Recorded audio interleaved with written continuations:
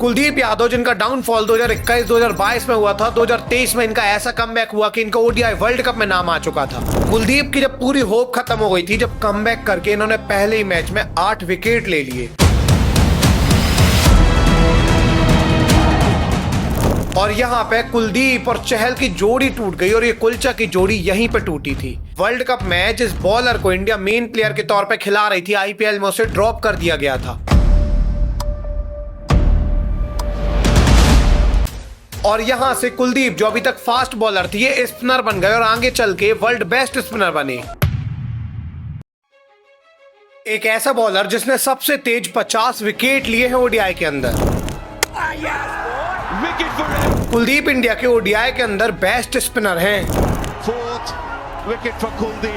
कुलदीप यादव ने तीनों फॉर्मेट के अंदर 5 विकेट हॉल ले रखे हैं। इनके जैसा चाइनामैन स्पिनर पूरी दुनिया में कोई नहीं है। लेकिन ये सब चीजें कैसे स्टार्ट हुई, कैसे कुलदीप जो खत्म हो गए थे एक समय, वो कमबैक कर लेते हैं और एकदम से इंडिया के बेस्ट स्पिनर बन जाते हैं। कैसे कुलदीप ने 2-2 हैट्रिक ले रखी है और कैसे ये सब कुछ हुआ, आइए आज की इस डिटेल्ड वीडियो में समझने की कोशिश करते हैं। How Kuldeep carry India spin. देखिए, कहानी की शुरुआत होती है 14 दिसंबर 1994 को, जब रणधीर सिंह यादव और ऊषा यादव को एक लड़का होता है जिसका नाम रखा जाता है कुलदीप यादव। अब होता क्या है कि कुलदीप बचपन में टेनिस बॉल क्रिकेट खेला करते थे और इनको क्रिकेट काफी ज्यादा पसंद था। इस पर्टिकुलर टाइम में फास्ट बॉलिंग करते थे एंड इसी सेम टाइम में काफी ज्यादा मोटे थे और मोटे होने के चलते इनके पापा के दोस्त ने बोला कि तुम मेरे साथ सुबह ग्राउंड में चला करो, वहां पे अपन दौड़ा करेंगे साथ में। अब कुलदीप यादव मान जाते हैं और इनके साथ जब ये दौड़ने जाते हैं सुबह से, तो ये देखते हैं कि ग्राउंड में लोग प्रोफेशनल क्रिकेट खेल रहे हैं। यहाँ पे जो बच्चे खेल रहे हैं ये किट वगैरह लेके लेदर बॉल से खेल रहे हैं और इनको लगा कि इन्हें भी प्रोफेशनल क्रिकेट खेलना चाहिए।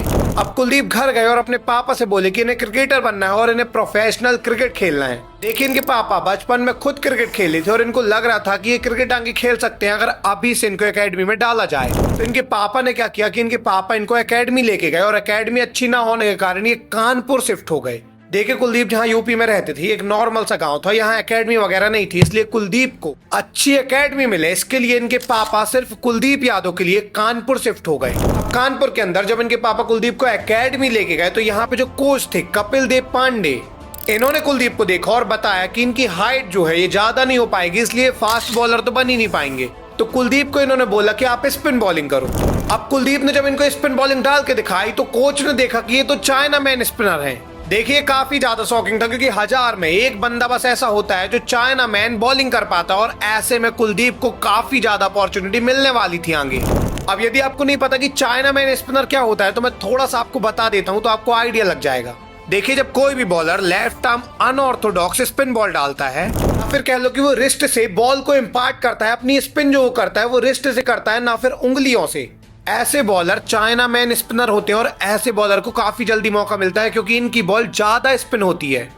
और यहाँ से कुलदीप स्पिन डालने लग गए। हालांकि कुलदीप डेली अपने कोच को कहते थे कि इन्हें फास्ट बॉलर बनना है, लेकिन एक दिन इनके कोच ने बोला कि फास्ट बॉलिंग में करियर तुम बना ही नहीं पाओगे, अगर क्रिकेट खेलना है तो सिर्फ स्पिन डालो। और यहाँ से कुलदीप जो अभी तक फास्ट बॉलर थी, ये स्पिनर बन गए और आगे चल के वर्ल्ड बेस्ट स्पिनर बने। कुलदीप जब स्पिन करने लग गए थे तो अंडर 12 में इनका नाम आ गया था और यहाँ पे इन्होंने अच्छे विकेट भी लिए थे। लेकिन अंडर 15 के अंदर क्या होता है कि कुलदीप को ट्रायल्स के लिए बुलाया जाता है और यहाँ पे जो सिलेक्टर आए हुए थे, इन्होंने क्या देखा कि कुलदीप जो है वो अपनी रिस्ट से स्पिन करा रहे हैं। इन्होंने कुलदीप से बोला कि अपनी उंगलियों से बॉल को स्पिन कराओ और कुलदीप यादव अपनी उंगली से बॉल को स्पिन नहीं कर पाए तो इनको सिलेक्ट ही नहीं किया गया।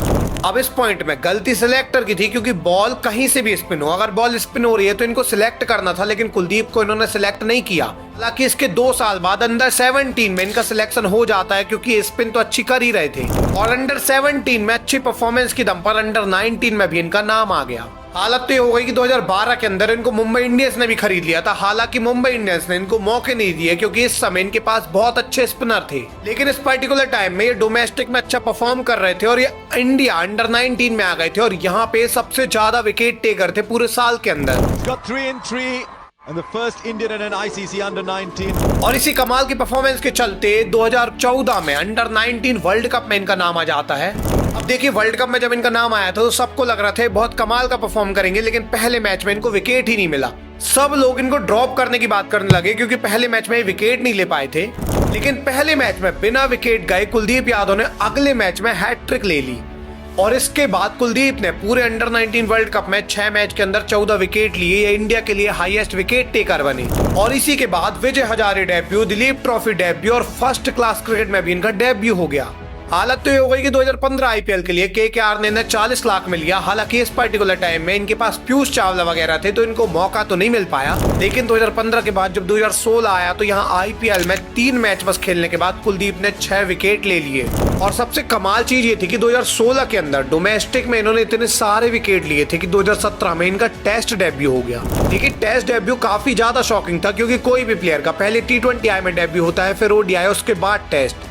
पर कुलदीप यादव का टेस्ट में पहले डेब्यू हुआ था और सब लोग काफी ज्यादा शौक थे कि यहाँ पे परफॉर्म कर भी पाएंगे।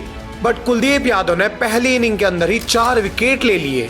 डेब्यू मैच में 4 विकेट लेना पहली इनिंग के अंदर इतना ज्यादा शॉकिंग था कि कुलदीप यादव का नाम इसी सेम ईयर ODI में आ गया और T20I में भी आ गया। 2017 निकला और 2018 में ODI में कुलदीप यादव ने कमाल कर दिया। देखिए 2018 में इंडिया और इंग्लैंड की सीरीज होनी थी और यहाँ पे पहला मैच जब इंडिया का इंग्लैंड के साथ होता है तो इंग्लैंड पहले बैटिंग करने आती है और जसन रॉय, जॉनी ब्रेस्टो इतना मारते हैं कि इंडिया के फास्ट बॉलर 1 विकेट लेने को तरस जाते हैं और 10 ओवर में इनको 60 रन से ज्यादा पड़ चुके थे। लेकिन इसके बाद बॉलिंग में आते हैं कुलदीप यादव। कुलदीप यादव ने जसन रॉय, ब्रेस्टो बस नहीं बल्कि पूरे 5 टॉप बैट्समैन का विकेट ले लिया इंग्लैंड के। पूरे मैच के अंदर कुलदीप यादव ने 6 विकेट लिए थे, जिसमें 5 विकेट तो टॉप ऑर्डर के थे। इस मैच में इनकी जो इकोनॉमी थी वो 2.5 की थी। इतनी कमाल की बॉलिंग इन्होंने की थी कि सब शौक थे। कुलदीप यादव ने 10 ओवर में 25 रन खर्चे और विकेट लिए 6। 2018 की एंडिंग में तो जडेजा स्विंग खत्म हो गए और कुलदीप यादव और चहल की जोड़ी कमाल करने लग गई। इसी पर्टिकुलर टाइम में कुलचा की जोड़ी हम कहने लग गए थे जब इन दोनों कमाल करते थे और हर मैच में कुलदीप और चहल स्पिन डिपार्टमेंट में विकेट लेके जाते थे। और इसी के चलते 2019 में जब वर्ल्ड कप हुआ तो यहाँ पे कुलदीप का फिर से नाम आ गया। देखिए 2019 वो वर्ल्ड कप था जब जडेजा के साथ कुलदीप आ गए थे बॉलिंग कमांड में और यहाँ पे कुलदीप को मौके भी दिए गए। लेकिन वर्ल्ड कप के अंदर इनकी परफॉर्मेंस उतनी ज्यादा अच्छी नहीं थी। हालांकि पाकिस्तान वाले मैच में इन्होंने बाबर आजम को बोल्ड मारा था और जिस बॉल में इन्होंने बोल्ड मारा था ये one of the best ball थी उस पूरे वर्ल्ड कप के अंदर। हालांकि पूरे वर्ल्ड कप ये ज्यादा विकेट नहीं ले पाए थे और 2019 के बाद जब 2020 आया तो 2020 आईपीएल में केकेआर के लिए खेलते हुए इन्होंने 5 मैच में सिर्फ 1 विकेट लिए और इसके बाद इन्हें ड्रॉप कर दिया गया और एक भी मैच में मौका ही नहीं मिला। वर्ल्ड कप में जिस बॉलर को इंडिया मेन प्लेयर के तौर पे खिला रही थी आईपीएल में उसे ड्रॉप कर दिया गया था और इसका कारण काफी सिंपल था, क्योंकि 2019 से इनकी परफॉर्मेंस डिक्लाइन हो रही थी। देखिए 2018 तक तो कुलदीप का पूरा राइज हुआ था, लेकिन 2019 की स्टार्टिंग से इनकी परफॉर्मेंस डिक्लाइन जाने लगी थी। जैसे 2019 आईपीएल में ये ज्यादा विकेट नहीं ले पाए थे और 2020 आईपीएल में तो ये 1 विकेट बस ले पाए। 2020 में इंटरनेशनल क्रिकेट ज्यादा खेला नहीं गया क्योंकि इस पर्टिकुलर टाइम में कोविड था। लेकिन 2020 के बाद जब 2021 आया तो केकेआर ने पूरे सीजन इनको बेंच पर बैठाया और मौका ही नहीं दिया। 2021 में केकेआर ने इनको मौका नहीं दिया और बाद में T20I वर्ल्ड कप में भी इनका नाम नहीं आया क्योंकि इंडियन टीम ने इनको तीनों फॉर्मेट से ड्रॉप कर दिया। पर्टिकुलर टाइम में चहल का नाम T20I वर्ल्ड कप में आया था लेकिन कुलदीप का नहीं आया था और यहाँ पे कुलदीप और चहल की जोड़ी टूट गई और ये कुलचा की जोड़ी यहीं पे टूटी थी। 2021 वो ईयर था जब कुलदीप को खिलाया ही नहीं जा रहा था और चहल टीम में आ गए थे। बाद में चहल ड्रॉप हुए और कुलदीप टीम में आ गए और ये जोड़ी 2019 के बाद टूटने लग गई थी और 2021 में पूरी टूट गई। 2021 कुलदीप का सबसे बेकार ईयर था, हर जगह से इन्हें ड्रॉप कर दिया गया था और 2021 के एंडिंग में केकेआर ने इन्हें छोड़ दिया। अब 2021 खत्म हुआ और 2022 आया और यहाँ पे दिल्ली ने कुलदीप यादव को लिया था। 2022 की स्टार्टिंग में आईपीएल हुआ और दिल्ली के लिए कुलदीप यादव ने 14 मैच में लिए 21 विकेट। देखिए 14 मैच में 21 विकेट कुलदीप यादव की बेस्ट परफॉर्मेंस थी आईपीएल के अंदर। और सबसे कमाल बात तो ये थी कि पूरे आईपीएल में 4th मोस्ट विकेट टेकर थे और दिल्ली के लिए हाईएस्ट विकेट टेकर। कुलदीप ने कमाल का कमबैक किया था। हालांकि इसके बाद भी इंडियन टीम में T20I क्रिकेट में इनका नाम नहीं आया। एंड आप सोच रहे होंगे कि इतनी कमाल की परफॉर्मेंस के बाद इनका नाम क्यों नहीं आया, तो इसका रीजन बड़ा सिंपल सा था, क्योंकि इस आईपीएल के अंदर चहल ने 27 विकेट लिए थे और ये पर्पल कैप लेके गए थे। इसीलिए कुलदीप का नाम आता ही नहीं है T20I क्रिकेट के अंदर 2022 में। और 2022 वर्ल्ड कप में अक्षर पटेल भी आ गए थे, तो इस पर्टिकुलर टाइम में तो इनका नाम आना बनता ही नहीं था। इसीलिए 2022 वर्ल्ड कप में चहल को खिलाया गया, अक्षर को खिलाया गया, लेकिन कुलदीप का सिलेक्शन ही नहीं हुआ। सबको लग रहा था कि कुलदीप का करियर अब खत्म हो गया है, क्योंकि इनको मौका नहीं मिल रहा परफॉर्म करने के बाद भी, क्योंकि बाकी बॉलर इनसे अच्छा परफॉर्म कर जा रहे हैं। पर इसी पर्टिकुलर टाइम में कुछ कमाल होता है। देखिए होता क्या है कि 2022 के अंदर कुलदीप को एक टेस्ट मैच खिलाया गया और एक टेस्ट मैच के अंदर जब कुलदीप बॉलिंग करने आए तो पहले इनिंग में कुलदीप ने लिए 5 विकेट और अगली इनिंग में कुलदीप ने लिए 3 विकेट और इस मैच के अंदर ये मैन ऑफ द मैच बन गए। कुलदीप की जब पूरी होप खत्म हो गई थी, जब कमबैक करके इन्होंने पहले ही मैच में 8 विकेट ले लिए, ये इतना ज्यादा शॉकिंग था कि इंडिया को इनको ओडीआई के अंदर लाना पड़ा और टोटल 2022 में 8 ओडीआई में 12 विकेट ले गए। 2022 निकला और 2023 आया और यहाँ पे इंडिया को वर्ल्ड कप के लिए एक अच्छा स्पिनर चाहिए था। देखिए इस पर्टिकुलर टाइम में टेस्ट के अंदर अश्विन फिक्स थे, टी20आई के अंदर चहल फिक्स थे और ओडीआई में कुलदीप को देखा जा रहा था as a main bowler. Wicket for him. हालांकि टी20आई में चहल को मौका नहीं मिलता था, बस ये सिलेक्ट किए जाते थे और बेंच पर बैठा ले जाते थे, लेकिन कुलदीप को इंडिया सोच रही थी कि मौका दिया जाए अगर ये विकेट लेते हैं। और तीनों फॉर्मेट में एक चीज कॉमन थी कि जडेजा तीनों फॉर्मेट में थे क्योंकि ये बैटिंग भी करना जानते थे। अब ऐसे में इंडिया को 2023 वर्ल्ड कप के लिए एक परमानेंट स्पिनर चाहिए था जो जडेजा जैसे बैटिंग नहीं बल्कि बॉलिंग बस करे, और इंडिया ने एक दाव खेला। 2023 एशिया कप के लिए इंडिया ने कुलदीप को सिलेक्ट किया। पहले एशिया कप स्टार्ट होता है, इंडिया और श्रीलंका का मैच होता है और यहाँ इंडिया जब बैटिंग करने आती है श्रीलंका के सामने, तो पहले इंडिया बैटिंग करते हुए 213 रन में ऑल आउट हो जाती है। India bowled out for 213. ये काफी ज्यादा शॉकिंग था। इंडिया की इतनी अच्छी बैटिंग 213 रन में ऑल आउट हो गई थी और सबको लग रहा था कि क्या होगा, बट सबको जब लग रहा था कि श्रीलंका इजीली मैच जीत जाएगा, तब कहानी कुछ अलग होती है।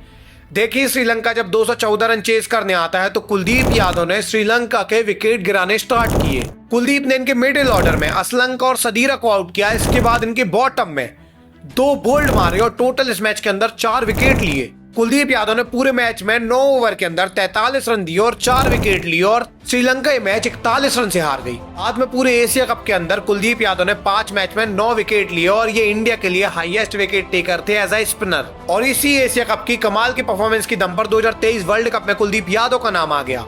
कुलदीप यादव जिनका डाउनफॉल 2021-2022 में हुआ था, 2023 में इनका ऐसा कमबैक हुआ कि इनका ओडीआई वर्ल्ड कप में नाम आ चुका था और ओडीआई वर्ल्ड कप में भी इन्होंने कमाल कर दिया। पूरे वर्ल्ड कप के अंदर 11 मैच में कुलदीप यादव ने 15 विकेट लिए। अभी तक ये ओडीआई में इंडिया के लीडर बन चुके थे स्पिन डिपार्टमेंट के अंदर, लेकिन चहल कुलदीप में अंतर यही था कि चहल का जब भी नाम आता इनको बेंच पर बैठाला जाता और कुलदीप का जब भी नाम आता ओडीआई के अंदर इन्हें लगातार मौके दिए जाते और ये विकेट भी लेते। कुलदीप और चहल का दोनों का डाउनफॉल भी हुआ था और दोनों का राइज भी हुआ था, बट चहल का राइज सिर्फ आईपीएल में हो पाया और कुलदीप का राइज वर्ल्ड कप में भी हुआ, इंडियन टीम में भी हुआ, इंटरनेशनल में भी हुआ।